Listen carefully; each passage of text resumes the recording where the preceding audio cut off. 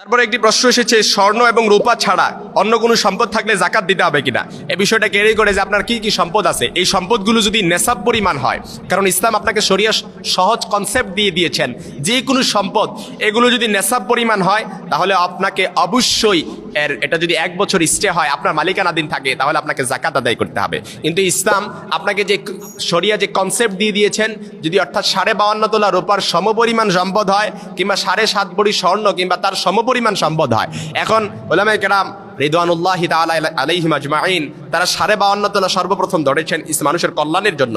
52.5 তোলা রূপা যদি আপনি বর্তমান টাকাতে কনভার্ট করেন, যেটা ইসলামিক ফাউন্ডেশন নির্ধারণ করে দিয়েছেন, বর্তমানে প্রায় 95,000 কিংবা তার অধিক। এখন 95,000 কিংবা তার অধিক আপনার যদি কোনো সম্পদ থেকে থাকে, এটাকে যদি টাকাতে কনভার্ট করেন আর এর 95,000 টাকা তার অধিক হয়, তাহলে আপনাকে নিসাব পরিমাণ সম্পদের মালিক হওয়ার কারণে আপনাকে অবশ্যই জাকাত দিতে হবে। ফর এক্সাম্পল, আপনার কিছু ব্যবসায়িক পণ্য আছে, আপনি জুতার দোকান আছে, কাপড়ের দোকান আছে, ক্রোকারিজ দোকান আছে, কিংবা ভ্যারাইটিজ স্টোর, এগুলো আনুষঙ্গিক ইত্যাদি আপনার এই দোকানগুলো আছে। এই দোকানের পণ্যগুলো যদি আপনি কি সবগুলো একবারে হিসাব করে আপনি টাকাতে কনভার্ট করেন, আর এটা যদি 95,000 কিংবা তার অধিক একেবারে পার হয়ে যায়, তাহলে আপনাকে অবশ্যই এটা শতকরা 2.5% আপনাকে জাকাত দিতে হবে আল্লাহর রাস্তায়।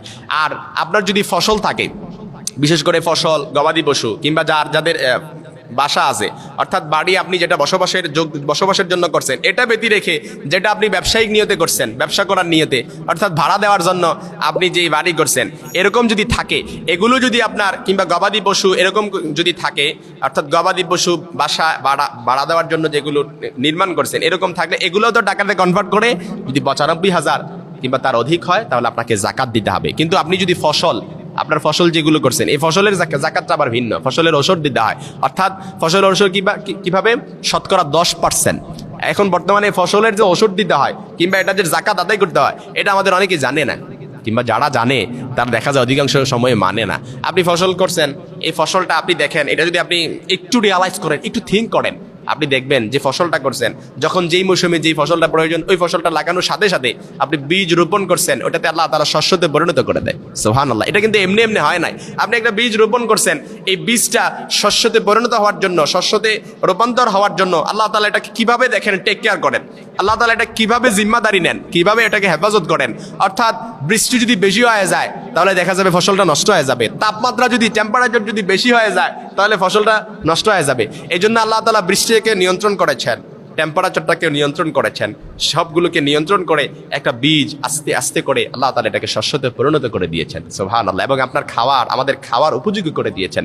সুতরাং আল্লাহ তাআলা যে জিম্মাদারিত্বে যে বৃষ্টি একেবারে নিয়ন্ত্রণাধীন করেছেন, টেম্পারেচার নিয়ন্ত্রণাধীন করেছেন, সুতরাং এর শুকরিয়া আদায় স্বরূপ, কৃতজ্ঞতা স্বরূপ আপনি এই ফসলের জাকাত ওসর আপনাকে দিতে হবে। সেটা হচ্ছে শতকরা 10%, অর্থাৎ 10 ভাগের 1 ভাগ আপনি আল্লাহর রাস্তায় জাকাতের খাতগুলোতে আপনাকে এই ফসলটা কি করতে হবে, ব্যয় করতে হবে। যে 10 ভাগের 1 ভাগ, তাহলে আপনার ফসলটা হালাল হবে, আপনার সম্পদটা পবিত্র হবে, এবং এই ফসলে আল্লাহ তাআলা বারাকা দান করবেন, এবং আপনার যে রিজিক আছে, এই রিজিকের মধ্যে আল্লাহ তাআলা বারাকা দান করবেন। কিন্তু আপনি যদি মনে করেন যে আমি যদি ফসলের ওসর আদায় করি তাহলে তো আমার ফসল কমে যাবে, এটা যদি মনে করেন, তাহলে মনে রাখবেন ওই যে আল্লাহ তাআলা বারাকা উঠিয়ে নেবেন, রহমত উঠিয়ে নেবেন। সুতরাং আপনি যখন এই ফসলের ওসর আদায় করলেন, আপনি ওসর আদায় করার মাধ্যমে আপনার ফসলটা পবিত্র হয়ে যায়। সুতরাং স্বর্ণ এবং রূপা ছাড়া অন্যান্য যে কোনো সম্পদ, যত সম্পদ থাকে, ব্যবসায়িক নিয়তে এই সম্পদগুলো যদি থেকে থাকে, এই সম্পদগুলো আপনার পরিবার জীবন পরিচালনা করার পরে, এই সম্পদগুলো যদি উদ্ধৃত হওয়ার পরে, এটা যদি 1 বছর আপনার স্টে করে, আপনার মালিকানাধীন থাকে,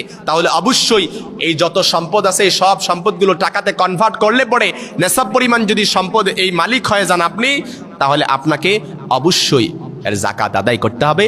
এর মাধ্যমে আপনি নিজেও পবিত্র হলেন, আপনার সম্পদের নিরাপত্তা আল্লাহ তাআলার কাছে চলে গেল, জিম্মাদারিত্ব আল্লাহ তাআলার কাছে চলে গেল। এই সম্পদের মধ্যে আল্লাহ তাআলা বারাকা দান করবেন, সম্পদ বৃদ্ধি হবে, সম্পদ পবিত্র হবে, এবং সমাজের মধ্যে আল্লাহ তাআলা বৈষম্য দূর করে একটা ভারসাম্যপূর্ণ সমাজ আল্লাহ তাআলা তৈরি করে দিবেন। এবং এই জাকাত দেওয়ার মাধ্যমে আল্লাহ তাআলা সমাজ থেকে অনাচার, সমাজ থেকে খুন, ডাকাত, রাহাজানি সব কিছু আল্লাহ তাআলা দূরীভূত করে দিবেন ইনশাআল্লাহ। আশা করি প্রশ্নটা সহজভাবে বুঝতে পেরেছেন।